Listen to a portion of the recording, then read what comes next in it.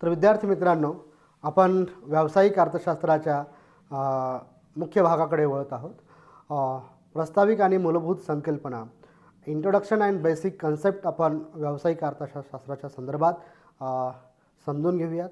त्या संदर्भात आपल्या काही समस्या असतील, काही प्रश्न असतील तर अवश्य तुम्ही विचारू शकता. एक वेगळ्या सेशनमध्ये आपण प्रश्न उत्तराचा भागसुद्धा आपण घेणार आहोत. तुम्हाला कुठल्या अडचणी आली असतील तर तुम्ही मॅसेज करू शकता, कमेंट्स करू शकता. तर आपण इंट्रोडक्शन अँड बेसिक कन्सेप्ट समजावून घेऊयात की ज्यामध्ये व्यावसायिक अर्थशास्त्राच्या कुठल्या संकल्पना आपण या भागामध्ये अभ्यासणार आहोत. प्रामुख्याने व्यावसायिक अर्थशास्त्र, अर्थ, स्वरूप, व्याप्ती आणि महत्त्व. त्याच्यानंतर दुसरा जो भाग आहे तो म्हणजे सूक्ष्म आणि स्थूल अर्थशास्त्र संकल्पना, ज्या रेग्नर फ्रिश यांनी मांडलेल्या आहेत. The concept of micro and macro economics. त्याच्यानंतर पुढचा जो भाग आहे सूक्ष्म आणि स्थूल अर्थशास्त्रातील the basic difference between micro and micro economics. त्याच्यानंतर अर्थशास्त्राच्या विश्लेषणाचे काही जे टूल्स आहेत, the tools of economic analysis, जे काही साधनं आहेत, द फंक्शन, रिलेशनशिप, शेड्यूल, ज्या काही आलेख आहेत, ज्या काही समीकरणं आहेत त्याचा अभ्यास आपण करणार आहोत. त्याच्यानंतर ज्या काही मूलभूत संकल्पना आहेत, कुटुंब, उपभोक्ता, उद्योग संस्था, the basic concept and household, consumer, firm, the plant, industry, उद्योग संस्थेच्या किंवा व्यवसाय संस्थेची जी काही उद्दिष्टं आहेत, आर्थिक उद्दिष्टे, आर्थिकेतर उद्दिष्टे, या घटकांचा आपण याच्यामध्ये अभ्यास करणार आहोत. तर विद्यार्थी मित्रांनो, या ठिकाणी आपण आपल्या मुख्य भागाकडे वळूयात. या अभ्यासाच्या पद्धतीमध्ये जसं मी मगाशी सांगितलं की ही उपयोजित शाखा आहे. हा प्रामुख्याने यामध्ये व्यवसायाच्या पारंपरिक विचारसरणीला मागे टाकून एक स्वतंत्र विचारसरणी, जे काही अर्थशास्त्रीय स्वरूपातील संकल्पना, तत्त्वे, नियम, सिद्धांत याचा वापर करून व्यवस्थापकीय निर्णय घेणे, त्यातील समस्या सोडवणे, नियोजन करणे, धोरणं ठरविणे, अशा स्वरूपाची व्यावसायिक अर्थशास्त्रात महत्त्वाचा आर्थिक निर्णय घेण्यासाठी अर्थशास्त्रातील मागणी, पुरवठा, किंमत, उत्पन्न, खर्च, नफा आणि स्पर्धा या संकल्पनाचा वापर करून उद्योग संस्थेच्या विकासासाठी, उद्योग संस्थेच्या वाढीसाठी जो काही व्यवस्थापकीय प्रयत्न करत असतो त्या सगळ्या घटकांचा आपण ह्याच्यामध्ये अभ्यास करणार आहोत. तर प्रामुख्याने आपण व्यावसायिक अर्थशास्त्राचा अर्थ, स्वरूप, व्याप्ती आणि महत्त्व, business economics, meaning, nature, scope and importance बघूयात. तर प्रामुख्याने अर्थशास्त्राची व्याख्या, जर आपण व्यावसायिक अर्थशास्त्राची व्याख्या आपण बघितलं तर आपल्या लक्षात येतं की पहिली व्याख्या हेन्स, मोटे आणि पॉल यांनी मांडलेली आहे. तर व्यावसायिक अर्थशास्त्र म्हणजेच व्यावसायिक निर्णय घेण्यासाठी उपयुक्त असणारी व्यावहारिक शाखा म्हणजेच व्यावसायिक अर्थशास्त्र होय.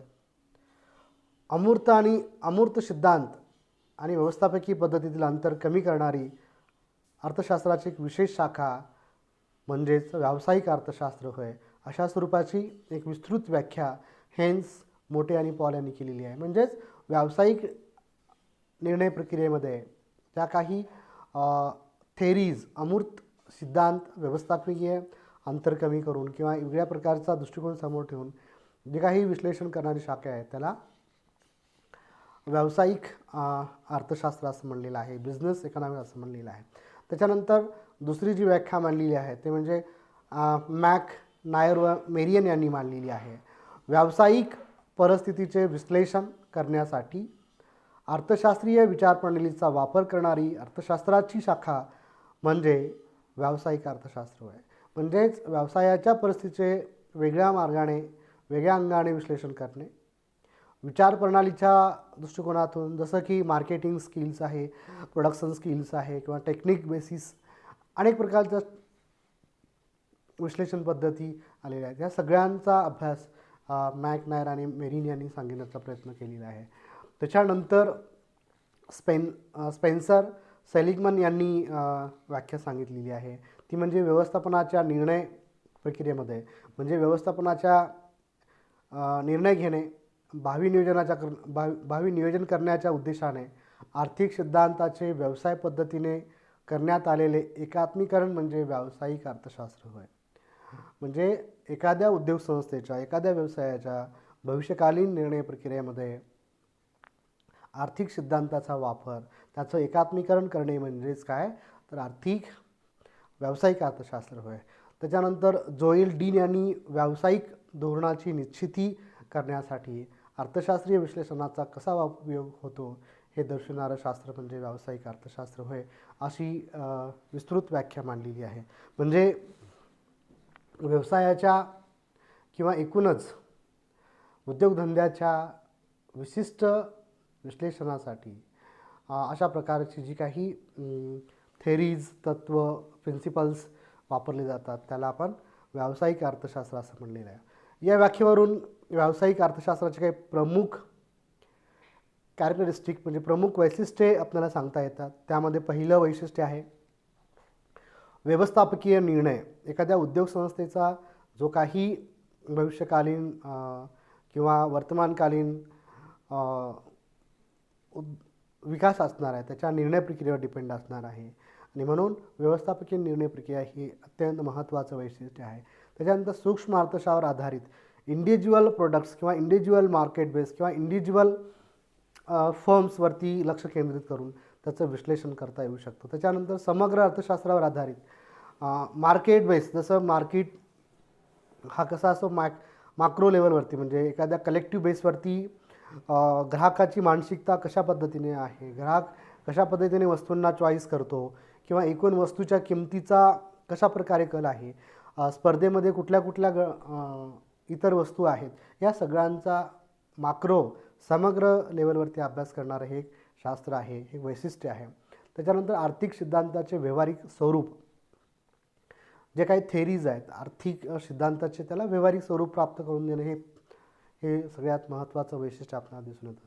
त्याच्यानंतर समस्यांची सोडवणूक करणं हे सगळ्यात महत्त्वाचं वैशिष्ट्य आहे. व्यवस्थापकीय निर्णय प्रक्रियेमध्ये एखाद्या व्यवस्थापकाला उद्योग संस्थेमध्ये निर्माण होणाऱ्या समस्या असतील, लेबर समस्या असतील, कच्च्या मालाच्या संदर्भात असतील किंवा मार्केटच्या संदर्भात असेल किंवा लेबरच्या संदर्भात असतील किंवा एकूण भागभांडवल असेल किंवा अन्य स्वरूपाच्या समस्या, या सगळ्यांचं निराकरण करण्याच्या दृष्टिकोनातून अशा स्वरूपाच्या निर्णय प्रक्रिया घेणं हे सगळ्यात महत्त्वाचं वैशिष्ट्य आहे. त्याच्यानंतर व्यवसाय संस्थेचे अर्थशास्त्र, एखाद्या उद्योग संस्थेचं एखाद्या उद्योगाचं एक विशिष्ट स्वरूपाचं अर्थशास्त्र किंवा एक स्वरूपाचं एक आर्थिक उलाढाल असते, त्या सगळ्यांचं एक विशिष्ट टप्प्यामध्ये त्याचं कॅल्क्युलेशन करणं, त्याचं गणित एकदम व्यवस्थित ठेवणं, एकूण त्याचा भविष्यकालीन निर्णय प्रक्रियेवर त्याचा परिणाम होता कामा नये. आणि म्हणून अशा स्वरूपाच्या वैशिष्ट्याच्या माध्यमातून आपण व्यावसायिक अर्थशास्त्राचं जे काही स्वरूप आहे, the nature of business economics, ते स्वरूप कसं आहे तर सूक्ष्म आणि आर्थिक स्वरूप आहे.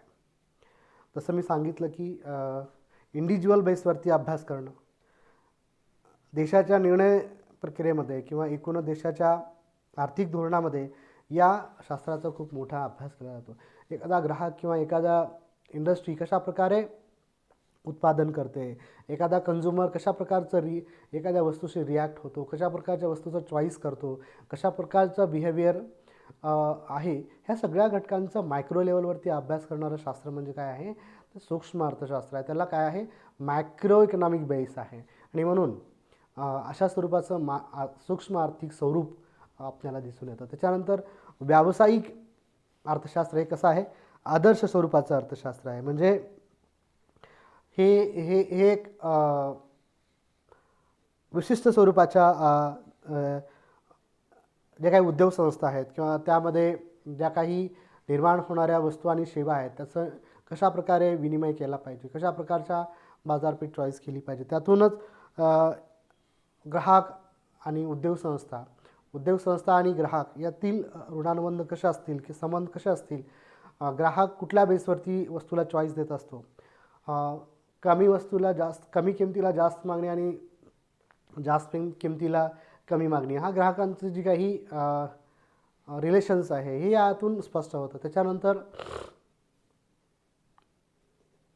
अनेक वेगवेगळ्या घटकांच्या माध्यमातून संघटनात्मक निर्णय प्रक्रियेमध्ये उद्योग संस्था अनेक एकत्र येतात आणि आदर्श अशा स्वरूपाची उद्योग संस्था किंवा व्यावसायिक स्वरूपाचं विश्लेषण करणारी एक विशिष्ट स्वरूपाचं अभ्यास पद्धती, विश्लेषण पद्धती अर्थशास्त्रामध्ये किंवा व्यावसायिक अर्थशास्त्रामध्ये केली जाऊ शकते. त्याच्यानंतर व्यावसायिक अर्थशास्त्र हे वर्णनात्मक शास्त्र नसून ते यथार्थ चित्रण दर्शवणारे शास्त्र आहे.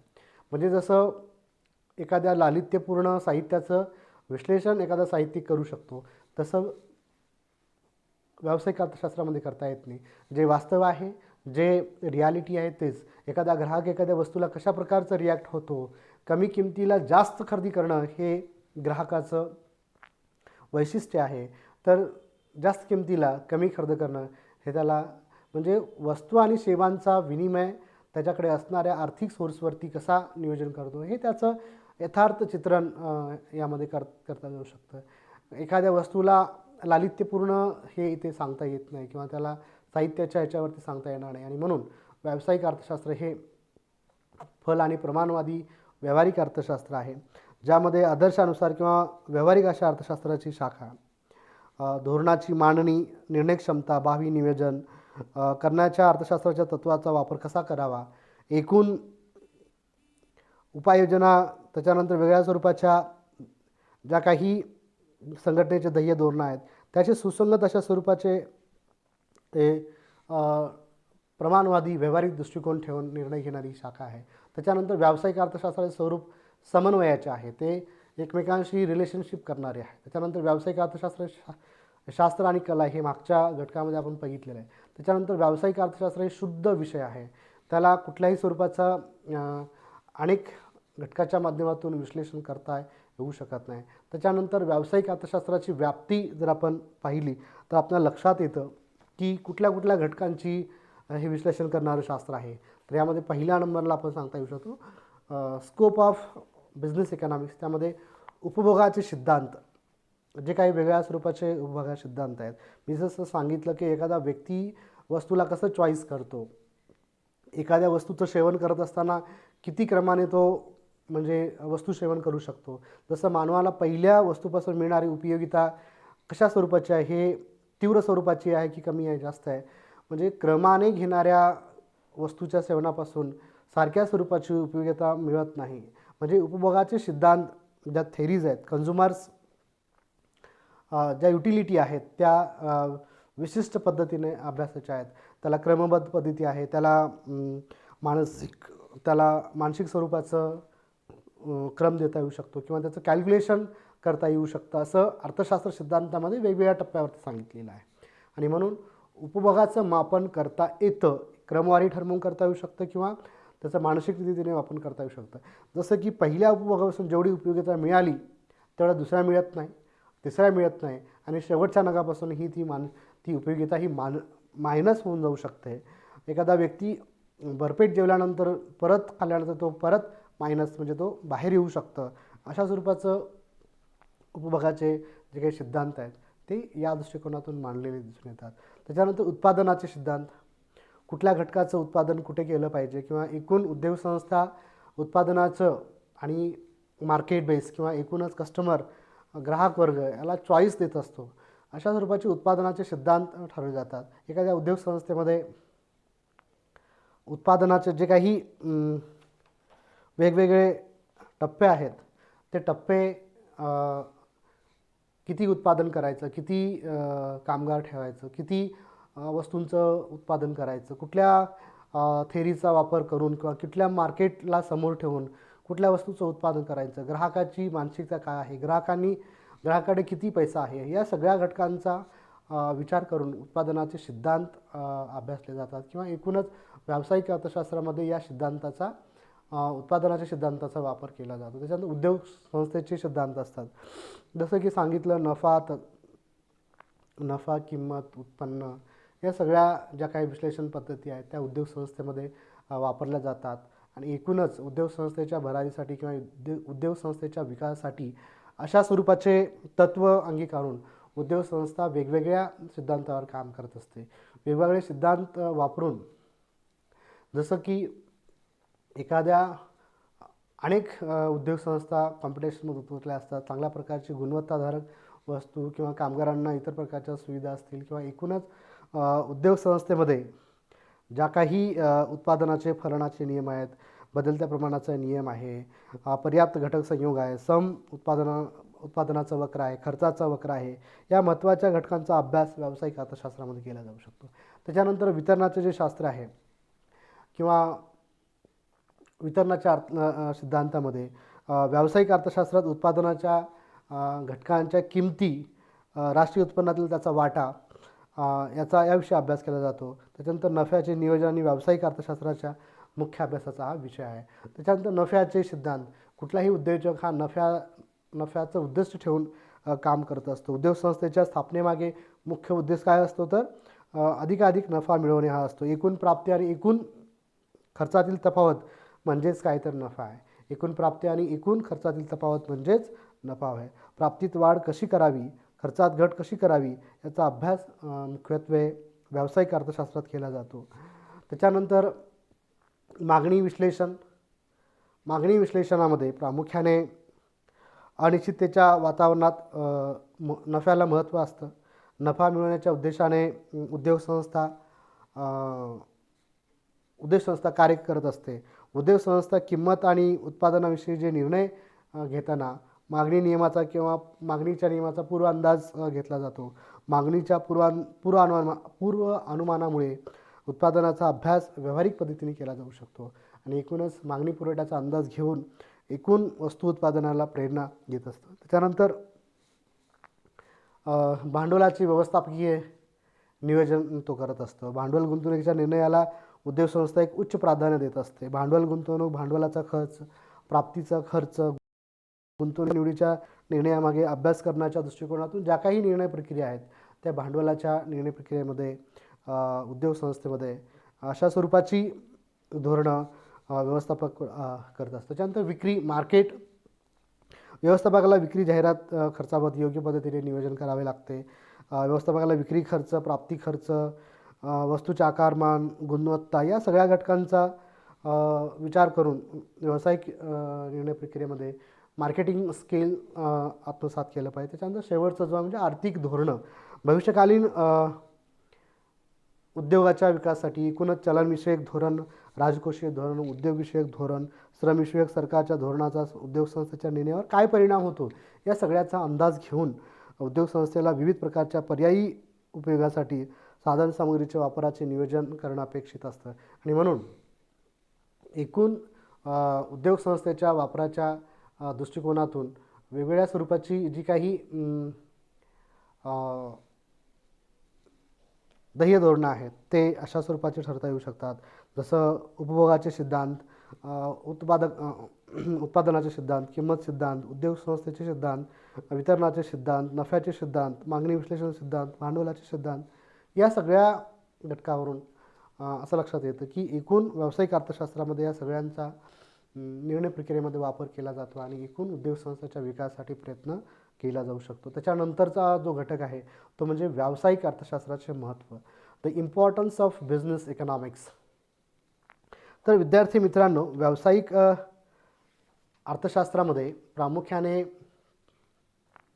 व्यावसायिक निर्णय घेण्यासाठी उपयुक्त आहेत. अत्यंत महत्त्वाचं जे आहे ते म्हणजे अलीकडच्या काळात विकसित झालेल्या अर्थशास्त्राची एक महत्त्वाची शाखा म्हणून, एक उपयोजित शाखा म्हणून याच्याकडं बघितलं जातं आणि म्हणून विविध वस्तू व सेवांचे उत्पादन घेतले जाते. सर्व ठिकाणी व्यावसायिक अर्थशास्त्राचा वापर व्यवस्थापकीय आणि उपयोजित अर्थशास्त्र म्हणून केला जातो. त्या दृष्टिकोनातून बदलत्या आर्थिक परिस्थितीमध्ये व्यावसायिक अर्थशास्त्राचे महत्त्व अनन्यसाधारण असं आपल्याला दिसून येतं आणि म्हणून व्यावसायिक निर्णय घेण्यासाठी हे उपयुक्त आहे. व्यवसायाच्या वाढीसाठी विविध प्रकारचे सिद्धांत, तत्त्व, संकल्पना यांचा वापर केला जातो आणि या वापरातून व्यवसाय संस्था किंवा उद्योग संस्था एकूण विकसित होत असते. त्याच्यानंतर व्यावसायिक परिस्थितीचे विश्लेषण करण्यासाठी अत्यंत उपयुक्त असं महत्त्व आहे, ज्यामध्ये व्यवसायाच्या परिस्थितीचे विश्लेषण शास्त्रीय पद्धतीने, अर्थशास्त्रीय पद्धतीने या संकल्पनांचा वापर केला जातो. व्यावसायिक अर्थशास्त्राच्या अभ्यासासाठी व्यावसायिक ज्या काही थेरीज आहेत, ज्या काही प्रिन्सिपल्स आहेत त्याचा वापर करून व्यवसाय वृद्धिगत करणं हे महत्त्वाचं वैशिष्ट्य किंवा महत्त्व आहे. अर्थशास्त्रीय सिद्धांत व्यावसायिक कृतींना अर्थशास्त्रीय सिद्धांत व पद्धती लागू करण्याच्या दृष्टिकोनातून व्यावसायिक अर्थशास्त्राचा अभ्यास खूप महत्त्वाचा आहे. वेगवेगळ्या प्रकारच्या ज्या काही थेरीज आहेत त्याचा वापर करून अर्थशास्त्रामध्ये, व्यावसायिक अर्थशास्त्रामध्ये, उद्योग संस्थेमध्ये याला एक विशेष स्वरूपाचं अर्थशास्त्रीय सिद्धांतांना महत्त्व आहे.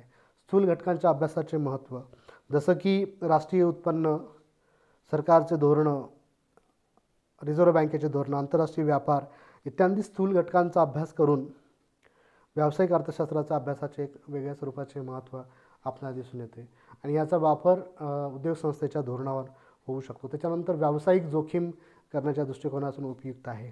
व्यवसायातील अनिश्चितता कमी करण्याच्या दृष्टिकोनातून एकूण व्यावहारिक ज्ञान